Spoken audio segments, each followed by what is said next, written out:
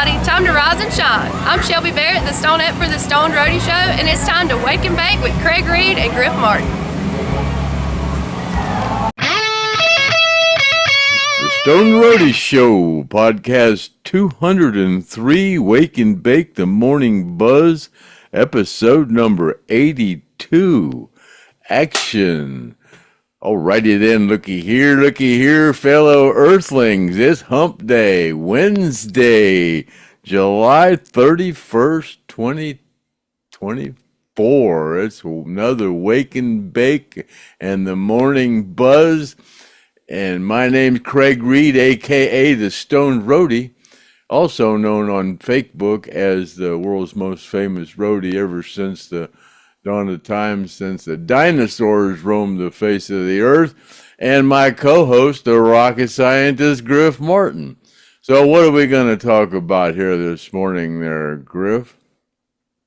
Yeah, every now and then I like to read an excerpt out of a book, and we talked about that before, and I've done it a few times. And the reason I like to do it is because I can read something, and Craig probably was there, and we can ask Craig questions about it, like whether it's at an event somewhere, and see if we can jog Craig's memory on specifics surrounding the chapter that I read or the pages that I read.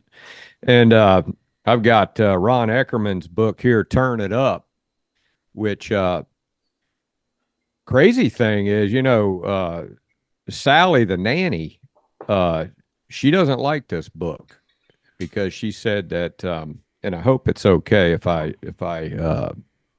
disseminate that she said that to me, because evidently Ron Eckerman wrote something bad about Dean Kilpatrick in here that she didn't like, and but don't let that stop you from thinking it's a bad book, because she's got a personal reason, because she and Dean Kilpatrick were actually engaged, so I can see why that would upset her.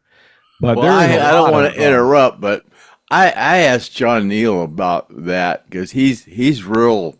He actually kind of helped with the book. Yeah, he helped with the book.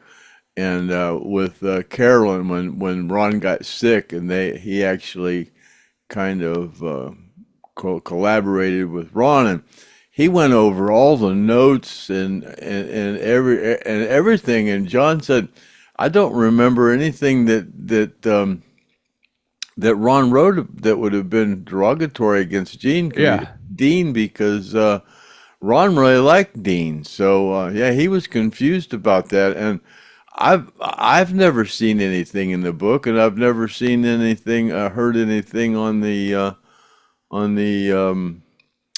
audio book either. So I don't know what she got a hold of and listened to or read, but we'll just have to get her back on and find out what it is. And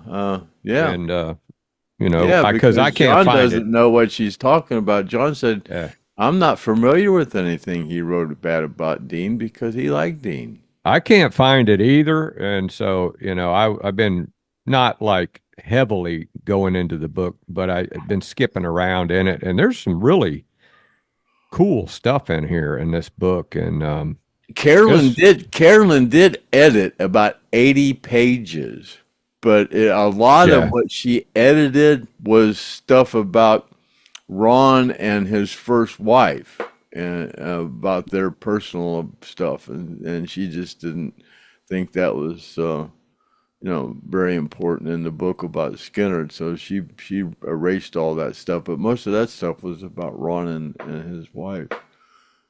Yeah, my particular copy is signed by the Stoned Roadie himself and Carolyn Day. You can see Carolyn's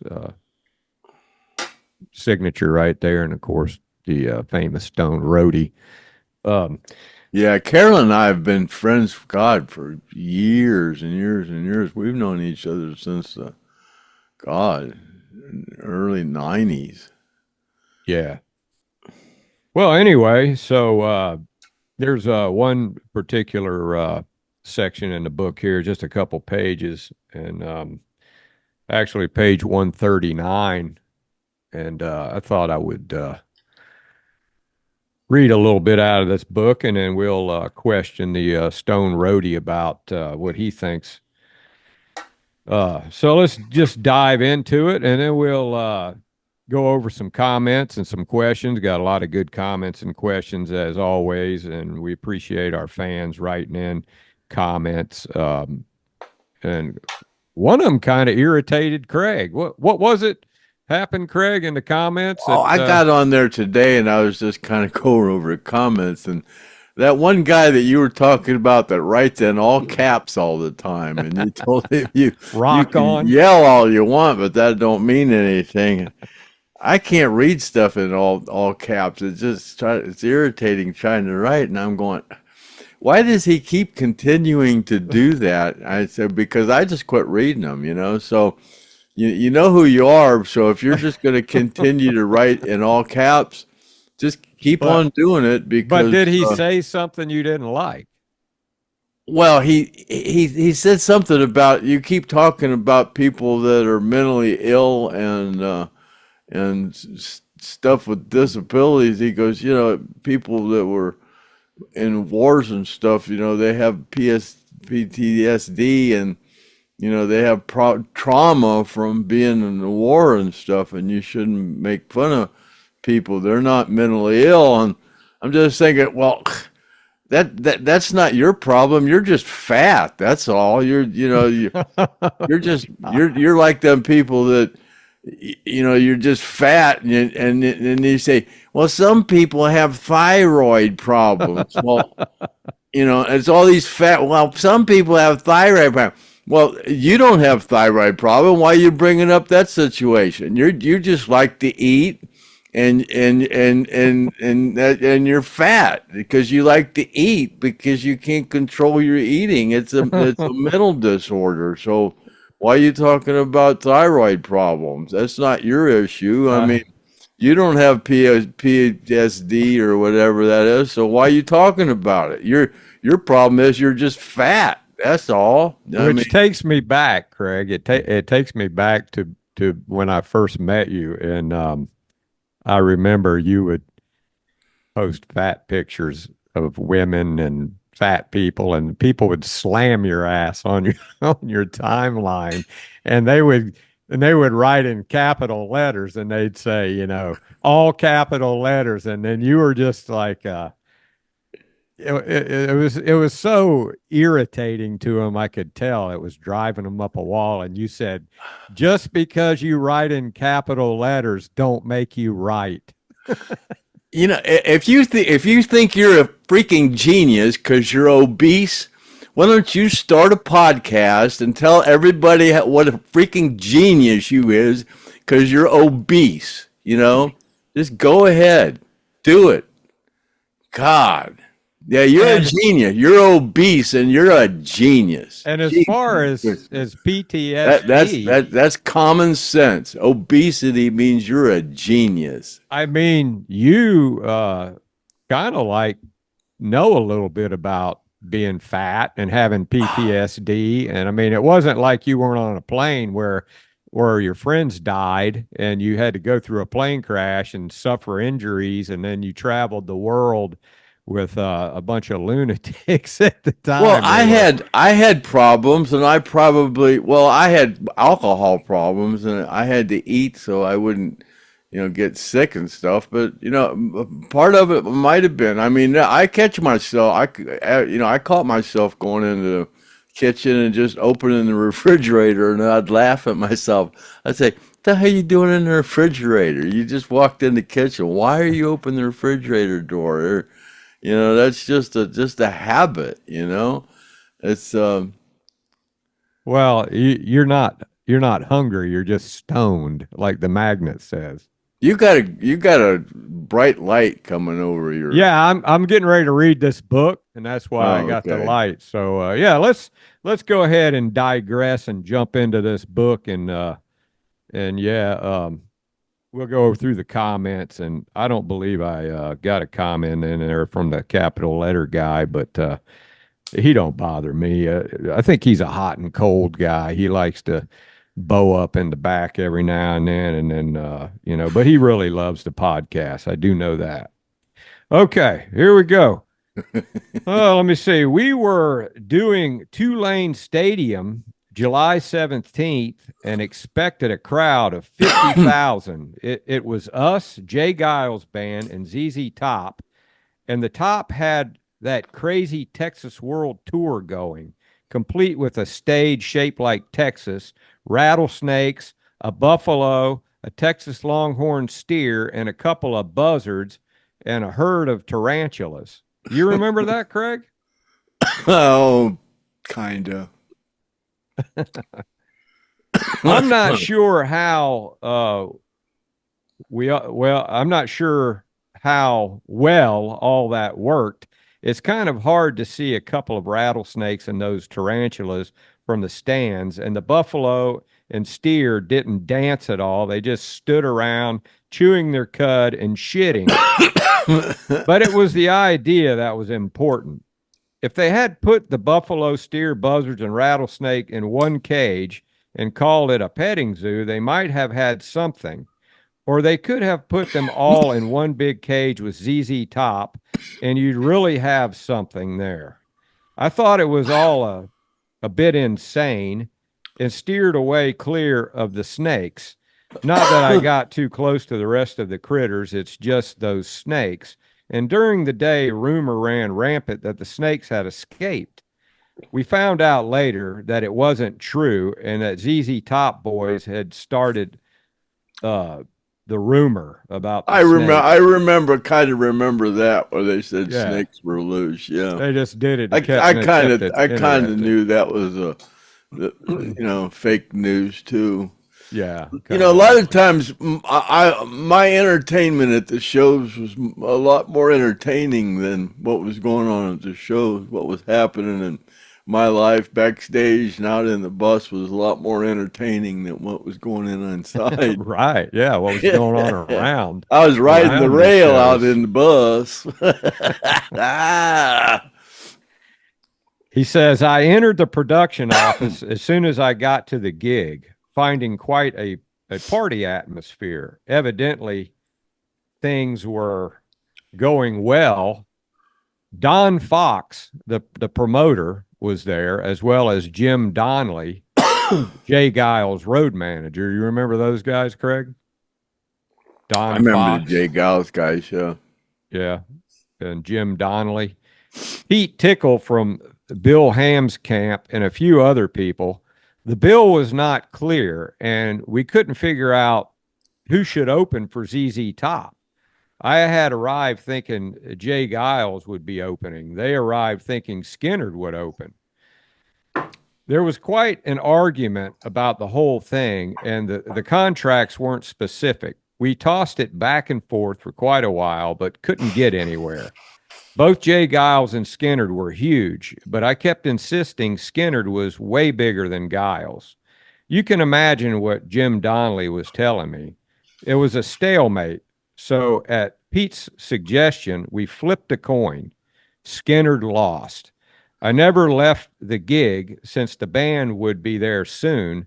When they showed up and I sat down with Ronnie and Gary and Alan and explained to them the situation, by the time I got to the coin toss, they were already irritated, which wasn't surprising. They all had fierce hangovers. When I disclosed the results of the coin toss, Ronnie spoke right up and said, "Fuck it. I'm sick," he said. "I ain't opening any shows." It had been a long time since Lynyrd Skynyrd had been in an opening act. Now that I thought about it, it was a terrible billing. 3 hot acts, granted, but there was no opening act. I certainly didn't blame Ronnie for not wanting to open a show. And then right before this particular chapter he was talking about, Ronnie was having some issues with his throat, so it wasn't necessarily a lie. He had paid his dues, and to tell the truth, his throat had been bothering him, so it wasn't a flat-out lie, which is what I read before. You know, guys, I told them we can't start canceling shows. It doesn't take long to get a bad reputation, and we've canceled quite a few this year already. Were they canceling a lot of shows, Craig? There was a point where Ronnie's throat was he had those polyps. Yeah, there was a time when it was sporadic. Yeah. This caused a bit of a stir as they knew I was right. In the end, though, Ronnie won. Once again, I returned to a production office with the bad news. I hate to break this to you, but Ronnie lost his voice. We have to cancel. Everyone in the office went ballistic. All of my buddies turned on me. There was nothing I could do but take it. First Pete Tickle, then Jim, then Don Fox topped it off. I left the trailer having taken all of their guff, gathered the band, and split. When the crew got back, they let me know the whole show had turned into a bit of a disaster. Since the schedule had changed, the show was delayed, and no one had announced that Skinner had canceled. So I guess the concert went on, and nobody told the audience that Skynyrd wasn't going to play. Since most of the audience treated the show as an all-day affair, they had been drinking in the parking lot for hours and for a few hours more after the gates opened. By showtime, most of them were shit-faced, and after the Jay Giles set, when Skynyrd announced the Skynyrd announcement was finally made, they came unglued. It brought back all of my old friends Sarge's advice. The New Orleans police, however, handled things a bit differently, driving their cars right into the crowd and lights ablazing. The cars were followed by a small army of uniforms, batons drawn and shields out. The skirmish was short, and after someone made an announcement from the stage telling the police to get the hell out, which they did, the crowd's attitude reversed. The trouble ended, and ZZ finally took the stage. That's when the crew left, having had enough of the spectacle. So you remember touring with ZZ Top, Craig, and then canceling and not even going out, and it was Jay Giles and ZZ Top, and I don't remember. And yeah, don't really remember that particular show. No, that was in New Orleans. I kind of do, but not really. I mean, I kind of. If I think about that for a couple of days, I'll probably remember more about it. Yeah, that's usually just, right now. Some of it, there's a little light in there flickering around. It says I remember some of that, but I don't. Yeah, that's usually right how you do that. You usually kind of sleep on it, and then 2 weeks later I'll start talking about it, and you'll say, "Well, I asked you about that 2 weeks ago. You didn't remember nothing." And I go, "Oh yeah, I guess I remember." Well, I have people all the time telling me, "Hey, remember when you did so and so?" And I was like, "No, I don't remember that." And it was some pretty crazy shit. I was like, "Did I really do that?" Like, I was pretty crazy back then. I just don't remember any of it. But yeah, so yeah, you guys check that book out when you get a chance. And if anybody wants to go in there, and if they find anything that has anything to do with Dean Kilpatrick that doesn't seem too nice, put it in the comments. Let us know where you found it, what page, and we'll take a look at it. But we won't read it because we don't want to upset Sally Arnold because she's a cool chick. So we'll just jump right into these comments and questions here, Craig. And there's we have finally finished the end of the Jean Odom interview, which a lot of people really liked that Jean Odom interview. And Jean has got that white matter brain disease, and he talks about all the time how he's losing his memory. So I just kind of thought it would have been fitting that I sat down with Gene and kind of had an interview with him. You never know when he's gonna, not be able to do that stuff anymore. Hopefully, it's going to be a long time, but you never know. Could happen to any one of us any second. So It'd be really odd if he totally lost all of his memory before I did mine after he made fun of me for being a drughead all those years. Oh God. What's funny too is Craig will be up there on the stage, and I've seen this, I can't tell you how many times. Craig will be up on the stage and you'll see Gene. Craig will be up there talking, and you look around, you got to find where's Gene, because he's around, and then he's out there in the audience kind of lingering around out there, and he's making his way up towards the stage, and I'm thinking, okay, here he goes, and he'll slither around the side, and then everybody will be into Craig's little story that he's telling or whatever, and Craig will be up there doing his thing, and then Gene will just slither in there, and he'll grab the microphone and he'll go, "That's what 50 years of heavy marijuana use will do for you right there." Been more than 50. Yeah, and he did that at the Monument, Steven. Oh, he does it all the time. Yeah. He did it at the Polk Theater. He did it at the Monument. He does it all the time. He did it at Whitey's. Remember when he's at Whitey's? Oh, he knows I'm going to get up and say something. He makes it a point to get up and heavy drug abuse. But let me tell you something though. When I'm around Gene, he has nothing but good things to say about Craig.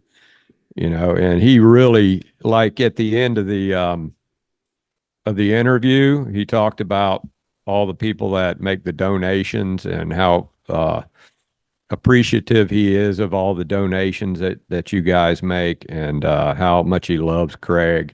So go back and look at it, Craig. It's a nice little tribute to Craig, the Stoned Roadie from Jean Odom at the end of that. Well, I know Ronnie really interview. loved Gene. I mean, he really was happy to have Gene on the road with him, one of his old buddies. That's what I said when Ed went to Ronnie and asked him to hire me. Ronnie went, "Are you out of your freaking mind?" Yeah, I know. I mean, he's a nice guy, but I got a lot of friends in Jacksonville. I've been promising a job for a decade, and you want to hire some Yankee? Yeah. Well, I probably got him. Ed said, "I think he'll do good." I go, and Ronnie said, "Okay, he better, or I'm gonna beat your ass if you don't." So.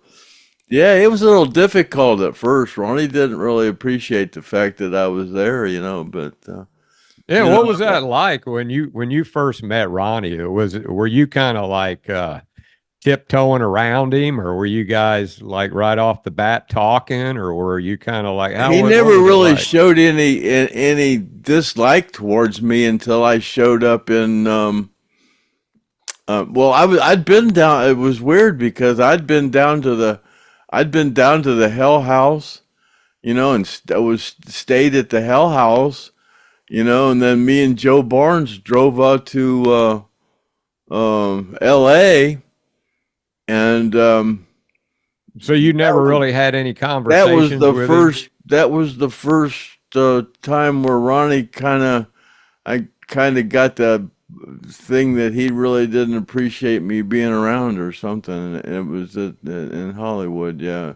That first day when we were going to the studio, he was kind of, I think it was the morning after.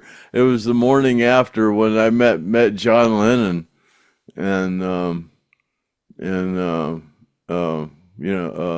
went over to the restaurant with John Lennon, and then we went to the hotel, and then he was, I don't know, he was a little irritated at you. I don't know. He just acted kind of weird toward me. Like, I don't know. I can't explain it. So when did that change? That only lasted that one day. It really just lasted that one day. Just And that, then just that one time, you know. can you remember like the first conversation you had with him when you felt like, maybe he liked you?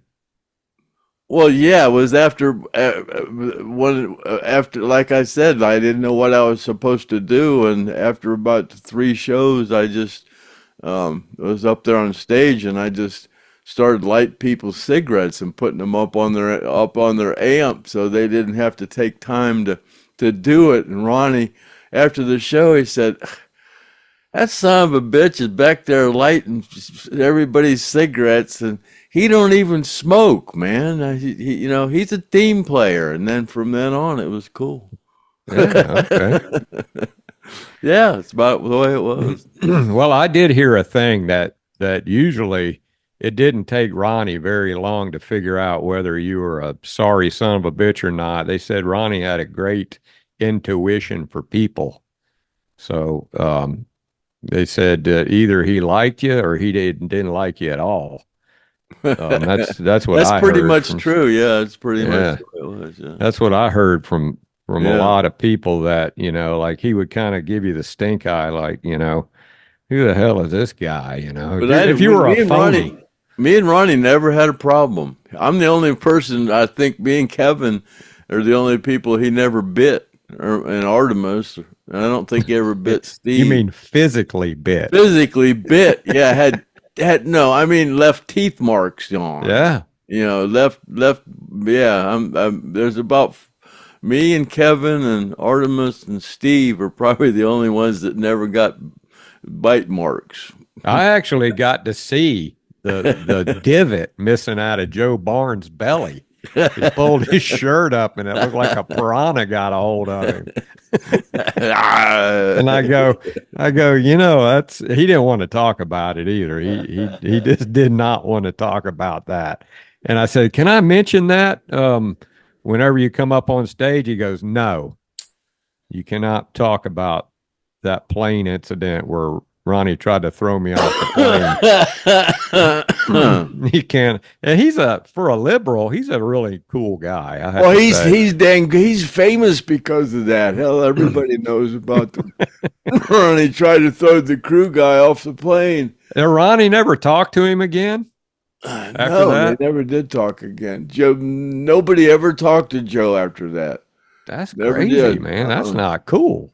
No, I mean, nobody the guy ever talked to Joe after that. Even the band members were like, shunned him. Oh, after nobody. that. I never talked to him after that. I never seen him after that. Not that I didn't. I never had nothing against Joe, but he was never around. We were never around. I mean, if we were in Jacksonville, we were either at home for 3 days, or we were in the rehearsal studio either at the Hell House or at Riverside, or we were at the recording studio, or we were on the road.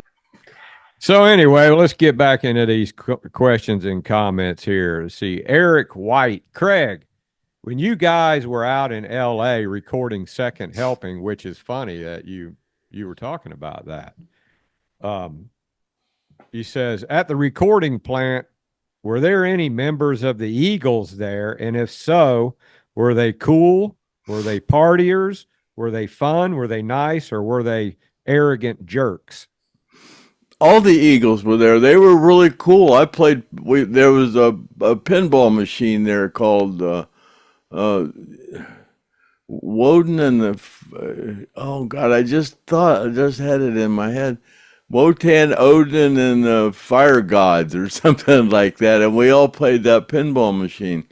And I played pinball with all those guys. We always, played pinball together on that machine. So you played pinball.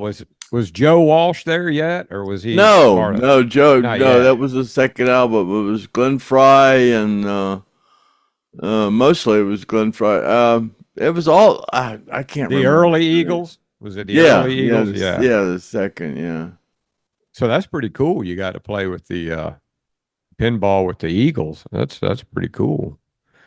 But I mean, and then that same time you went and had brunch with John Lennon and you paid for it. I played pinball with a lot of people. There was oh God, was the name of that TV show? There was a little boy. Maybe it was like I don't remember. There's a little, The courtship of Eddie's father. yeah. That was Yeah, that little boy that was in there. I yeah, I played remember pinball that. with him. Yeah. Yeah, that was like mid 70s, like I was gonna 70. say that was the name of it, but I wasn't real sure. Yeah, Yeah, I that was remember you that. telling me about that Yeah, before. that little boy. Yeah, I played pinball with him. I don't even There was a lot of remember. people. Everybody played on that pinball machine. That had the guy from My Favorite Martian, the Incredible Hulk in it, didn't it? Bill Bixby.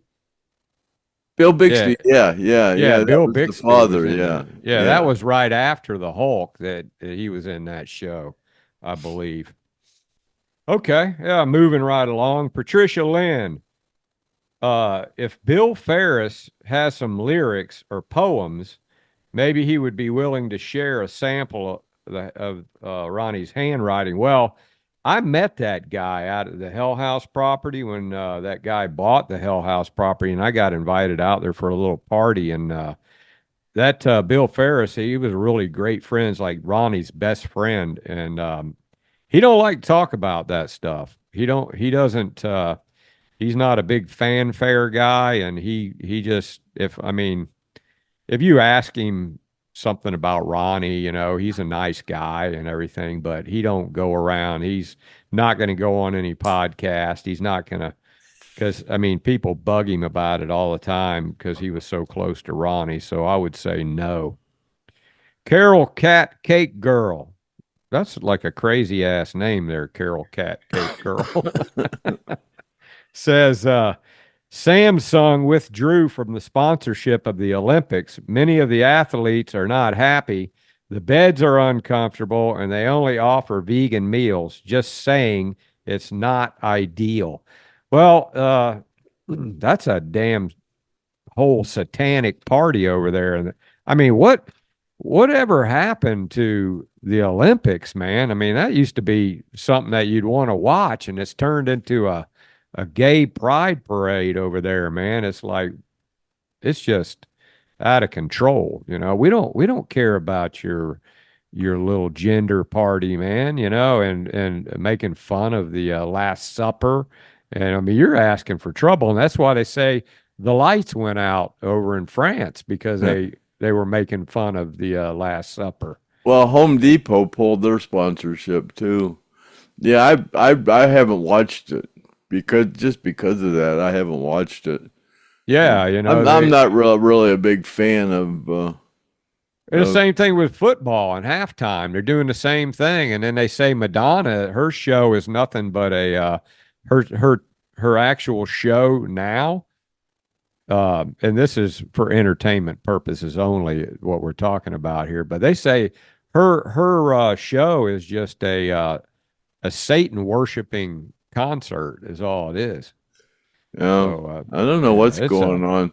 There's all kind of stuff happening. We were talking about that earlier yeah, man. about somebody's trying to wake people up about what's happened in the past, and Yeah, it's like they say, whoever wins the war writes the history, and it just seems like ever since the Civil War, history's been kind of rewritten, especially in the late 1800s, around the time when the World's Fairs were going on, and then after World War One and World War Two, just seems like history's been totally rewritten.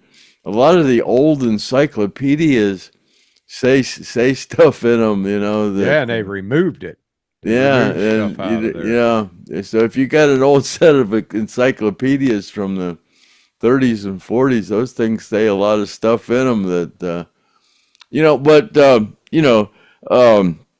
I guess Google and Meta, which is FakeBook, Yeah, they're basically liberal. That's a yeah. liberal Well, information.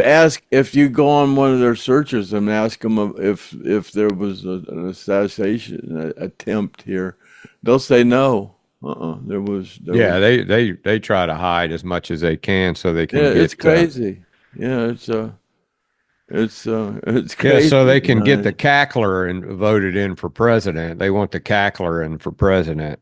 I don't know. I don't know how it'd be fake. There was a fireman that got shot and killed there, and there was two other people that got shot and killed. But these people are crazy. I mean, they're just. But you know, if I wasn't a conspiracy theorist, by the time I look at my phone at the end of the day, I mean, there's a campaign of conspiracy theory stuff on there about flat Earth, chemtrails, the erasing of our history, and it's just on and on and on and on. But Yeah, I I have to saw that say, one. That one. I think you showed me that one about the woman that invented radium or something like that, and Rockefeller paid her to invent radium, and then they had the antennas that were on the fireplace. A lot of those old really nice fireplaces weren't even built for to build fires in. They had an antenna on the top of them, and then they had those big yeah. things at the bottom, and those actually heated and your house and provided and supplied light, I guess. I mean, and all that. They say all the churches had those on them. That's why all those they all had those antenna towers on them, you know. And then And they're trying to say that there used to be giants roaming the earth, you know, and some of these oh yeah, castles have these 15-foot doors well they're because they were finding built for skeletons of giants. giants. Yeah. Well, Yeah, they're so saying that a lot of these trees, they say a lot of the mountains that we have are actually tree were stumps. trees Yeah, that were flash frozen. petrified. Yeah, Yeah. but a lot of that flat Earth stuff. They're just saying that about the firmament. They're kind of got me believing the firmament thing because they say that it's outer space. I guess is so cold that it will freeze oxygen, and once it gets something freezes at 740 degrees below zero, it's oxygen and something, and it freezes, and it freezes. It's got a firmament, That's what it's causes ice. the Yeah, that's what yeah. that once it gets so high, and then inside that, but anything that has like the blimp hangar here in Akron, it housed the blimp, and that place is so big inside it actually creates an atmosphere, and it actually rains in there. So, but we saw that thing today where the guy popped a balloon inside that. And it made a dome, thunder. and it sounded just like lightning. Yeah. Yeah, it just sounded just like lightning. It's kind of weird. Yeah, I mean, if you think about our atmosphere as a big dome, a lot of stuff does kind of make sense. But I've been kind of talking back and forth with Jesus for survivors, and he's kind of like, I can tell he's kind of like, I think Griff and Craig are losing it. But he's being nice about it, And I sent a thing to him because I remember my buddy and I, Jay, my buddy, we used to get high, and we would read Revelations out of the Bible, and we would freak out. We'd go, "Wow, is that going to happen?" And now it's like, now when we get together, we're going, "Man, it's really happening." It's actually coming true, and why do we have to be alive for that? It's like it's like you're living in some kind of a movie or something. It's before there's an argument both ways about it, but it's what's really they talk about taking a ship down there and you can't get anywhere. Why don't you just fly over the damn thing? I mean, you're not allowed to fly. That's what's fishy. No, you're not allowed to fly over it to see. Oh, there's there. somebody They talk left a about taking comment in ships here. and stuff down there and trying. They can't sail around it. It just keeps going forever. And why can't we take a plane down there and just fly over it? That one guy back in the 30s, I guess, flew a balloon, a dome over it, but I don't, it's weird. I mean, it's just very strange. And that one, and now they're saying, well, what's weird is they keep showing us that blue marble and saying that that's Earth, and that's the only thing they'll show us. But now they're saying the Earth is pear-shaped or it's oblong or whatever. And they're going, well, if it's pear-shaped, why do you keep showing us that blue marble? There's weird stuff going on. I mean, well, maybe they're not telling us for our own good. I don't know. I don't know. That's for us. But I got a feeling it's you got something to do with controlling us, and they don't want us to know. And people are finding out because now this internet, man, you can find out a lot of stuff off this internet, and I don't think they can keep up with us figuring all this stuff out. Well, I saw something today that the guy that is getting $1 trillion in insurance for that bridge is the same guy that got cashed in on the 9/11 buildings.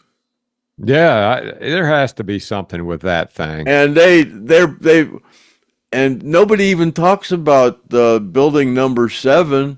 I mean, it's but you can see that one was why did that one implode? There was no planes hit that one. It imploded. Nobody talked about that. Don't even get me started on that World Trade Center because I don't believe any of that crap. I think it was all and the sad thing is all that was due to asbestos. They had to tear it down and they couldn't tear it down. It would be too much money. Yeah, so it's and they killed all those people. And they don't care. Well, it's like the Rockefeller family, that woman invented that energy, and as soon as she invented it, she got run over by a car. Just like Tesla. I mean, all these people that invent these things, as soon as they present it to the public and it gets out there, they get run over by a car, or they have a heart attack, or something happens to them. It's just the same thing with the Hillary. It's never investigated with the Clintons. God Almighty, I've got brain damage, and who is that person? Her husband used to be in the one of the presidents. She's got 57 best friends that have committed suicide. There's something weird there. I mean, who has 57 of your best friends that commit suicide? Your cook and your chauffeur, and they commit suicide. You remember when I asked they Pat, drowned? When I asked Pat, the 103-year-old lady, what she thinks about politics and what's going on in the world, and she says, there's nothing I can do about it. So, I don't worry about it. So that's really what, where we're at with that. I mean, if you can't do anything about it, you can't worry about it. So, that's kind of like my philosophy. Whoever came here and gave the Indians the name Indians, when they came here, they thought they were from India. They thought they were in it. Yeah, and that's how they got the name Indians, because they thought they were from India. Yeah, that's what I heard. I don't know. All I know is what I hear. It's like everybody else, but we're hearing a lot. At least I'm kind of asking questions about things that are bullshit. Everybody else just kind of gobbles it up. At least I'm asking questions about it. Well, I think, they're making fun of us now, but in the end, we're going to be the smart ones because, we listened. I don't eat everything up like everybody else. I guess that's why I'm not fat like everybody else, like 80% of you people out there. And go ahead and deny it. Just go ahead and deny it. Go look in the mirror and say, I'm not fat. Well, the thing that gets me, Craig, is I don't understand why all these people there's a McDonald's down the end of my road here, and it's lined up out to the highway with people eating that shit. And it's like can you poison. can you actually go and buy a Big Mac and or whatever and leave it set for 7 years and Yes. go back and it still looks the same? It Yeah. looks brand new. There's That guy in nothing in Iceland, there. I saw something that yesterday. Some guy in Iceland they closed down on McDonald's and he went and bought one and put it in a glass case and it still looks brand new. There's nothing in there. Not even the oatmeal. They say the oatmeal's even poison. There's nothing in there you can eat. I saw they're making they're hand making fake cashews. They're making all this fake food. The way Yeah, they got rubber bananas and this watermelons that you can bend and they don't even break. And it's got like a decal on the outside of the watermelon that you can scrape off. Yeah, it's getting nasty, man. you go out through used to when I'd go out through there and all you saw was cornfields everywhere. Why are we buying sweet corn from freaking Taiwan? We got the best corn in the world right here. Why are we buying sweet corn? Because that's the corn that's in the cans at Walmart, the Geo corn? the Walmart, they got that brand. What's the Great name? Value? Great value. Yeah, Walmart. Yeah, they said that stuff's got in it. It's even on the label that the stuff in there is not good for you. Well, they said that all that these people that as long as they have it on the label that this stuff's poison, that they feel that That they can do it. they're not ruining their karma by that. As long they're putting, hey, this water's poison, but as long as they say the water's no, the example was an apple. Yeah, they said, hey, this apple's poison. As long as you advertise that the apple's poison, if they eat the apple, it's not their fault. Yeah, well, if they tell you that they're trying to kill you, and Yeah. like if you keep going They to have to tell McDonald's, you. Yeah. it's your own fault if you keep going there. And I watch my grandkids eating that crap, and I'm, what am I going to do? Be an asshole and go, you can't eat that, then I'll be an asshole. I saw something today where we're at in this earthly dimension is we keep getting reincarnated, and we have to learn how to not be reincarnated. We have, Oh, God. it's crazy. That's a whole new rabbit hole. And I there. can almost believe that. There's times I think I've been here before, a lot of times, but you hear musicians and stuff, you'll go, that freaking kid's got an old soul, man. That ain't nobody new, man. That kid's got an old soul. Some of these young kids coming up playing instruments, they'll go, there's an old soul in there. There's one thing I was thinking about old Trump, and I was looking at, Mr. T, and his followers, they didn't get up and run when those shots were coming down, those bullets were flying. You didn't see any of them run, and they're right back up there again behind him up there in those rallies. They don't care, man. These people are like dedicated, and if you're going to shoot, they're going to be right there. They don't care. It's really amazing to see that they're not scared and that they're sticking up for their.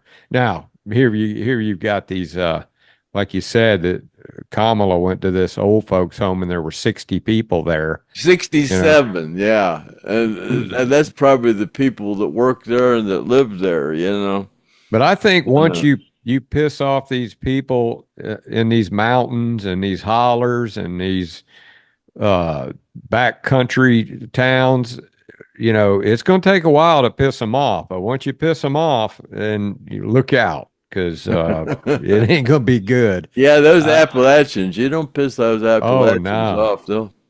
No, man. They'll clean your clock. But anyway, back on schedule. We need to take our tinfoil hats off and jump back into the comments, even though they're not all about Skynyrd. Homer Hancock asks, are yellow jackets wasps? Well, he's talking about when I got nailed the other day. Oh man, those things ate me alive. My hand is like swollen. With those Yellow things. jackets is, there's a honeybee, and then there's a yellow jacket, and then there's a wasp, I guess. Yeah, well, these suckers, man, they're little tiny looking little hornets or something. And I mean, they're not big. And they came out of there, man, and they were like, I mean, I couldn't even see how they were like. I couldn't even see them stinging me. It's like I couldn't see them, and I just felt them, you know? Yeah, they build a nest in the ground. That's what they do here. Yeah. And you don't know they're there, but boy, you run over them with a mower or hit them, go down there and do weed eating or whatever, man. And as soon as they hear that noise, boy, they're on. And they go for your eyes and your ears. Oh, they're on you, man. And old Homer says he got stung around his mouth and his neck when he was about 9. And he cried like a baby and his lips swole up. If you're allergic, like I remember there was this guy at work, and he was a big badass, you know, weightlifter, but he was allergic to bees. And and he was out there getting some oil out of the flam trailer out there, and there was a wasp nest out there, and he had a bucket of oil, and I saw him go out there, and he dropped that bucket and was running out of that Connex like a little girl, and we were laughing. And, you know, and I go, "What's wrong, man?" He goes, "There's bees in there." And it was like, it just looked funny with his big muscular ass running like a little sissy from a bee. And he ended up becoming a cop. And I remember I was at Subway, and these cops were in there, and I asked them if they knew him. And they said, "Yeah, man, he's kind of a badass." I said, "Well, I know something that'll make him run like a little girl." And they're like, "What?" And I said, "A bee." And they go, "Oh, really?" So I think they were going to use that on him. I never did see him again. If he would have found out I told him that, probably would have kicked my ass. But you know, I've been hit with them. I've been back there in the field, brush hogging those, you know. Oh yeah, man. And yeah, I run over them with that tractor, man. And they, all of a sudden, I'm covered in them. And I just turn the key off and jump off. Yeah, you got to bail out of there. You can't hang around. Just turn off the key and start running. Homer Hancock says, "From the beginning, Craig was on the right and Griff was on the left. It seems weird now. You switched up our positions on the podcast, huh, Craig?" Yeah. I put me on my view. I'm on the top and you're on the bottom now. Yeah, and Craig thought that the people in the comments were saying that Craig was on the right politically and I was on the left politically. And I go, "No, man." No, it's actual placement on the screen. Oh, I was looking at it. I was looking at it on the thing, and I noticed that I was always over on the right, and I went, yeah, I noticed it too. Yeah, and I thought, well, hell, about shows 200, I'm gonna be on the left from now on. So, but now I'm on the top, and you're on the bottom. You used to be on the top. I didn't used to need to see myself. I was just looking at you. But now, yeah, it changes from how we see it now. You know, I don't know. It's kind of weird how that zooms. It's where I place it on my screen. Yeah. Yeah. But now I'm on the top. Yeah. Autumn Honecker says she enjoys the Jean Odom interviews. I would love to have him come on and discuss Tammy and Nadine more. Nadine was a beautiful lady. Not much said about her. I never saw Nadine. I don't think. Is she still around? I don't think she would have come around with. Did she die, Greg? Or yeah. she's still around? She did. Yeah. Yeah. She died. She died about 2 weeks before. Tammy, and I think probably that might have been why. Yeah, maybe it had something to do with it. She did. She was depressed and yeah, could be. Overdid it. Yeah. Wow. Steve Jones, even though Gary said he had no problem getting on the plane, do you think he had resentment toward Ronnie over making people get on the plane? Never noticed that. No, no, I never noticed any resentment. I think Gary and Alan felt guilty because they lived and he didn't. Or he lived and Gary.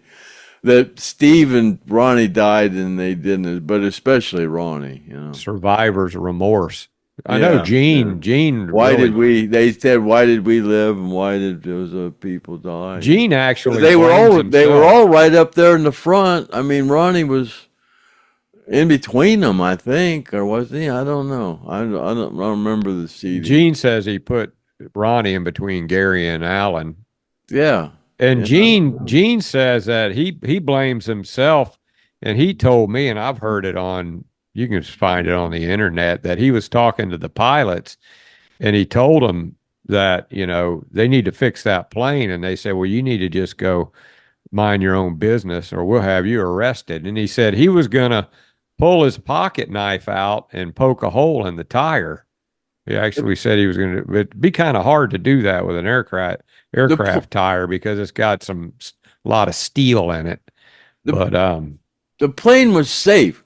We could have landed. I mean, it was an old plane, but it would float. It was a real safe flying but plane. It just didn't have any gas in it. We could have landed. We could have landed on Highway 55, or we could have landed in that pipeline. But the airport told them the direction to come back to get to the airport, and they flew for like 90 seconds after they told them the directions to come back to the airport. They finally turned and went toward the airport. If they'd have turned immediately, it was only 8 miles away, we'd probably made it. Yeah. I thought we were going to land in that pipeline. We could have easily landed in that pipeline or on Route 55. Those pilots were just stupid. The thing they weren't thinking. My God, is the thing didn't have any gas in it. The engines were okay. They just needed some gas. I mean, they were burning rich. But they knew they didn't have any gas. They should have been looking for a safe place to put it down. Oh, that's what you do. And I always. When in doubt, top the tank off. My God, man, They tried to save the plane, or I don't know what the hell they were trying to do, but we could have landed it on Route 55. It was right there beside us. James showed me exactly the route that we flew, where we were, and everything. I saw the pipeline. I saw the whole thing. I know. Well, it's amazing though that. Actually, that many people lived, 26 people. I've flown down there I've flown down there on my simulator, man. I've flown down there and just kind of shut the gas off and started looking for a place to land, I've made it a few times. Yeah. Edward Knowlton says he never had the pleasure to meet Ronnie, but I imagine it was hard for Gene to think about to talk about Ronnie losing Ronnie as a friend over the years. Yeah, Gene does every now and then. Gene, like a song will come on and I'll be in the car with Gene or something, and Gene gets quiet. If it's a Lynyrd Skynyrd song, sometimes he'll get quiet. He won't even talk to you. Sometimes he gets emotional over here and Ronnie sing. It's kind of crazy. Yeah, Gene's definitely got some PTSD that he deals with. Well, Gene, Craig says he doesn't have it, but I think he does. Gene was had a profession, I mean, Ronnie, he was an iron worker. Yeah, he had a good profession. He would be living very comfortably. He was like a supervisor. He was, man, those guys make good money. They have a good retirement. My friends are in that business. They've made good money, and he could be sitting back on Easy Street right now. But he Ronnie said, "Come out with me, you'll be a millionaire," and now he's struggling. It sucks. Yeah. Yeah, those iron workers, they get they go off of a point system. After so many years of service, they get so many points, and then they get a good retirement. And I got of a lot course, of friends that are iron workers. They're living very comfortably. yeah, they don't live long because it's hard work. They work outside and they do a lot of welding, and it's they breathe all that smoke and that gas, and a lot of times That's they get true hurt. because my one friend that was an iron worker just passed away, and he's younger than me. Yeah, they have it's a hard life. See, user says I nominate Kimmy to be the second Stonette. Now to find the third. What has happened to lovely Shelby?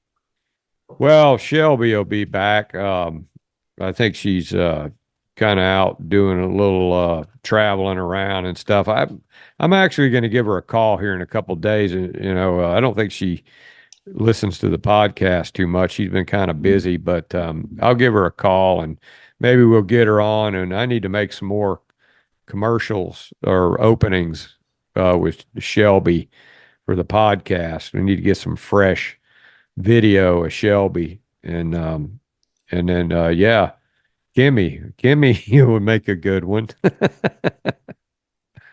I don't know.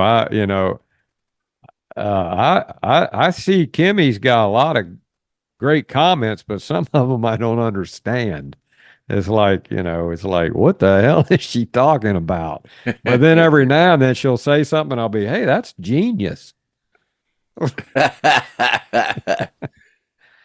And she cracks on her husband all the time, like when he told her, if you get a tattoo, I'm going to divorce you. So she ran down to the tattoo parlor as fast as she could. See here. User says, I would love to get a red autographed kazoo. Well, yeah, that's Jimmy J. He won the last. Don't send him a blue one. He's number two. He's number two. He won the last drawing. Yeah, Jimmy J. Yeah, well, you're going to put it because everybody gets a kazoo. Yeah, he just wants a red one. Yeah. Yeah, everybody gets a kazoo. How are you coming along with all that mailing, Craig? You got anything? Well, I have to take my computer in. At 11 o'clock, I got to take my computer in. Everything I had scanned, I can't find all that stuff, and I need to take my computer in. He's got to put the software, find the software for my scanner, and put it into my tower, and so I can get my files back. I can't have anything that of my stuff I had scanned. So I got to get on there at 11 o'clock in the morning. 11 o'clock, yeah. So that's kind of holding you up from mailing stuff? Well, it hold me up from figuring everything out, yeah. Yeah. Well, it'll happen. You'll see it'll happen. And then, it's just like Craig says, it's not going anywhere. You just have to hope Craig doesn't die. No, I'll have it together. I've been saying that for a long time, but I'm getting it together. Okay. Linda Joe LaCava. Yes, the country is in check. I always knew political people were about power. God help us all. The fellow people of Earth. At least you guys try, and I'm I'm an American living in Holland. I love the Skynyrd podcast that you guys do, especially the original. She likes the original band. So yeah, we got a person that watches us in Holland there, Linda Joe LaCava. Yeah, thanks for I hear Holland's kind of liberal. Holland's real over cool. there. Yeah, I liked Holland. Yeah. Yeah, I don't know. I thought they were liberal over there though. I think they are, yeah. I think they're kind of. Well, they they're got a lot of socialists. Yeah, they they're all got a a bunch of socialists over they there. got a lot of dikes over there too, don't they? I mean, There's that was a joke. I don't. Yeah, they got a lot of dikes over there. Yeah.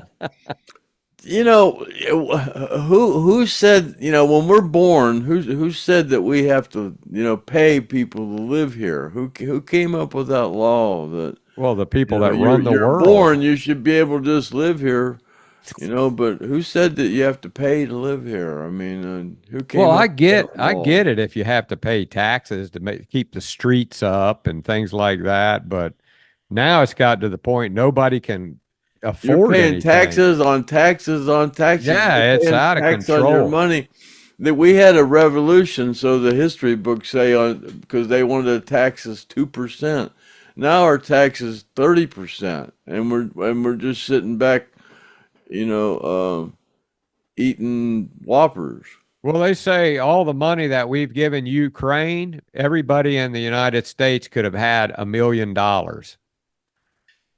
Oh This, yeah, probably yeah, it's Oh yeah, it's I would their imagine. money laundering Oh thing is yeah. what they do.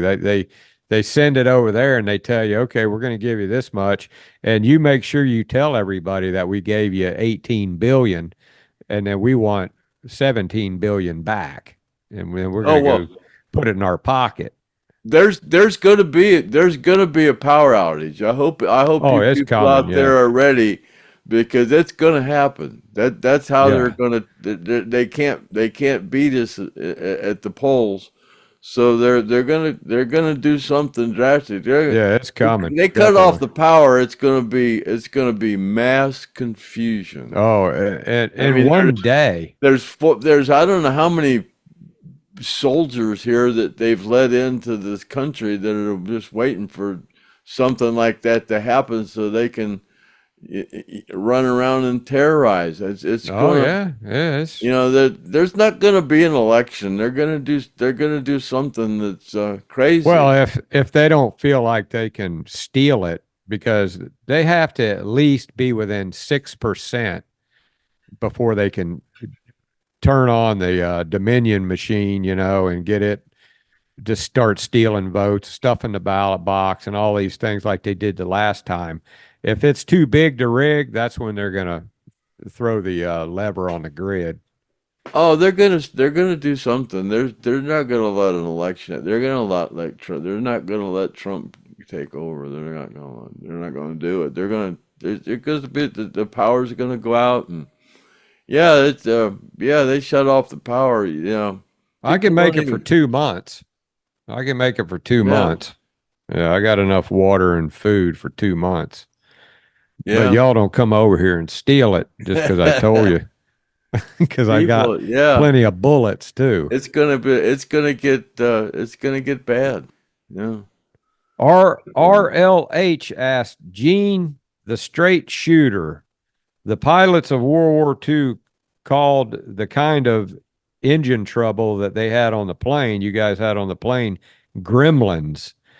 And she's asking, Craig, do you think anybody was messing around that caused gremlins? And I guess she's thinking maybe bad luck that people were doing something that caused the gremlins. Well, those guys were doing everything you could think of to cause a gremlin. I mean, they weren't, a bunch of angels on a plane. The You the guys, pilot the pilots just screwed up. They just didn't. Something was going on with the fuel, and those yeah. you're, And you're supposed to check those tanks with sticks, and I don't know if they yeah, that's did or what they didn't. Kent But Griffith replied to that and said, yeah, it didn't have anything to do with the engines. It was all basically it just was they pilot ran out of error. Yeah, fuel, they just pilot didn't put error. enough fuel in it. The plane, the plane would fly on one engine. The plane, the plane was old, blah blah blah blah blah, but it would fly. It was a safe plane. That was Jerry Lee Lewis's plane, wasn't That it? was a really safe plane. I mean, yeah, it ran out of gas, but like I said, we could have landed in that damn pipeline. But that would have been the end of the plane. like I said, I was going, yeah, we can land in that pipeline down there. We'll probably knock the wings off, but we can talk about it. I say that I've said that before when we were going down. What's the longest trip that you think you took on that plane? How long? What's the longest amount of time God, you I don't spent in the air? remember. Was No, it? I Was it? don't remember. Not Yeah, 6 hours. I don't know. yeah, like Longer than 6 hours. Yeah, That's a pretty I don't long time. remember ever stopping and refueling and then taking off and continuing. You know, wherever we went on one tank. It Was it pretty comfortable in there? Like as comfortable wasn't as? bad. Yeah. Like sitting in a bus, you know, I mean, Was or, it? But or but the air like a tour conditioner bus broke. or whatever. It's just, it's just like, it's just sitting in an airplane. You had tables there, and it wasn't bad. The It air was an old conditioner plane, broke but sometimes, it was right? an old plane, but it was comfortable. I mean, Didn't the air conditioner break a lot on that plane? once, Just just once, once. but it Yeah, worked pretty good the rest of the time. yeah, So it hmm was pretty cool in there, yeah. except when you're on the ground, and whenever it's hot when it's on the ground. Yeah, yeah. Jeff says, Gene, quit drinking those damn Pepsis. They're bad for you. Oh Yeah, my God, Gene. yeah, they're putting that nano stuff in them things now. I was Yeah, watching some right of that. here. Wow, yeah, they're Gene loves him a Pepsi. Yeah, he drinks. One time he was dying of thirst, and we were at that Manatee Fest, and Gene's like, "Man, I'm dying of thirst," and I said, "Well, I got a Dr. Pepper over here. Somebody's going to give me a Dr. Pepper in this cooler," and I reached in and I said, "You want it, Gene? Because if you don't want it, I'm pretty thirsty too." "No, man, I'll take it." And he took 2 sips out of it, and he goes, "This sucks," and threw it in the trash. He don't like Dr. Pepper. oh, I like Dr. Pepper 10, 2, and 4.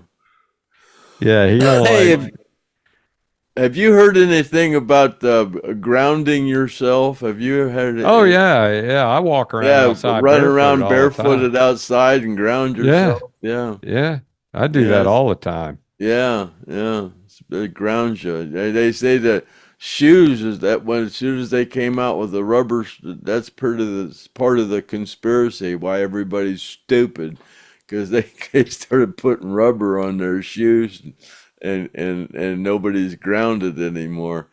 I guess you're supposed to somehow ground your bed and stuff, you Well, know. I don't really feel any better after I walked around outside with my shoes off or anything. I always do it, but they Well, say you it's haven't supposed to. you always run around with your shoes off though. So your yin and your yang are pretty Yeah, I pretty do. I do stable, go I guess. barefooted. If you went for a long time and didn't run around with your shoes off, you might feel a difference, you know. If But I could, I'd go to the.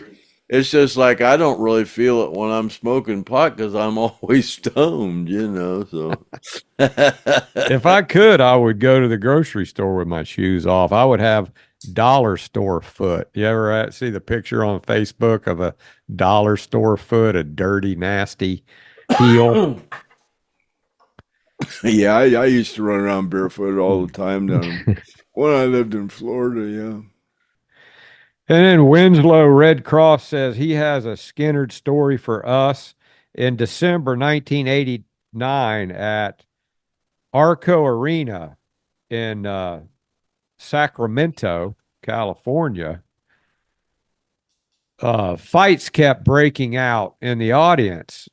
The first one started, then fizzled out. Next one did the same thing. Then the third one was going on a little bit closer to the stage, and Johnny said, "Stop that fighting, or I'm going to send Gary out there to kick your ass." There's a lot of fights at those Skynyrd concerts, huh? Oh God, yeah, yeah. There was a lot of Bunch of fights. Yeah, bunch of drunk people. yeah. There was Joe a lot of Mueller fights. said that uh, that plane that guy stole. Remember, I was talking about that plane that guy stole. Yeah. Yeah. He said that they've come to find that guy was flying that plane better than most pilots, which I heard. I mean, he turned a barrel roll and a flip in that thing, and they said that plane you is not supposed to be able to do that, and that guy did that. But the sad thing was he was such a nice guy. When you heard him talking on the radio, he was polite. He was sorry he did it, and he just wanted to have fun. And then he ends up killing himself, man. I wonder why he crashed it. I wonder if he tried to land it or. No, he did. He crashed it on purpose because he's afraid he's going to go to jail the rest of his life. So. Oh God. Yeah, he said he was going to crash it. Well, that'd be fun to try to land it. And Bruce says he's still laughing his ass off over El Kabong. Says, I grew up watching that and Baba Louie. What's Baba Louie? Baba Louie was his little sidekick. Yeah? Yeah, he was Baba Louie was the guitar roadie. I wonder if Baba Louie carried the guitar. Baba Louie was the guitar roadie for El Kabong for Quick Draw McGraw. He'd put on the mask and he'd become El Kabong, and Baba Louie would carry his guitar around for him. And then when El Kabong would need his guitar, Baba Louie would hand him the guitar, and he would run over and hit somebody over the head and with fly it. And hit him kabong, hit him over the head with the guitar. Yeah. I wonder if that's how Howard Stern's buddy got his nickname, Baba Louie, Baba Booey, Baba Booey. He said that's what Baba Booey said. He said he was trying to name the guy, and he said Baba Booey instead of Baba Louie, and Howard named him Baba Booey, and now that's what his name is the rest of his life. Okay, let me see. Well, it looks like we got one more question. Kenneth Redford says he thinks Jim was a good name for the bong, and that should have won. Remember I told you. Was it J? Yeah, I saw that G. JYM. GYM or yeah. How did he think it needed spelled? There was several people had it spelled several different ways. Yeah. Well, that way you can say you were at the gym. Yeah. Yeah, that was comical. I didn't like it. Like I said, there was a reason why we chose Blaze as the winner, because Blaze and El Kabong. I don't think you can argue with those two. I mean, I thought it was pretty fair. That's where we're gonna try to sell some of those at that head shop. That'll be amusing. Yeah, I'm actually working on. I got a request for one. Somebody wants one. I gotta fix it up, mail it out to them, and then I'm gonna make a bunch of them and take them down to that head shop and see. I'm just kind of curious to see how people react to them. It's gonna be kind of cool. Well, all right, Craig. The guy down at the head shop said he could sell them for a bunch of money, didn't he? He said that. Well, he's got some down there that are pretty expensive. And I asked him, I said, well, how much do you think he goes, well, I got to get my cut. So he goes, I got to see it. I got to see it first. But he thinks it'll be a pretty good novelty thing. So, yeah. Well, that's it. Documents of authenticity. We're all done. We'll wrap it up. I got a storm rolling in here, and I think I need to, it's sound like it's wanting to knock my power out there. So the sooner we get off of here, the better off I'll feel. All righty then. Well, it's all right here. 203, right? Yeah. Podcast 203 of the Stone Roadie Show, and see you later, alligator at the Wild Crocodile, and happy trails to you until we meet again, and we're out of here.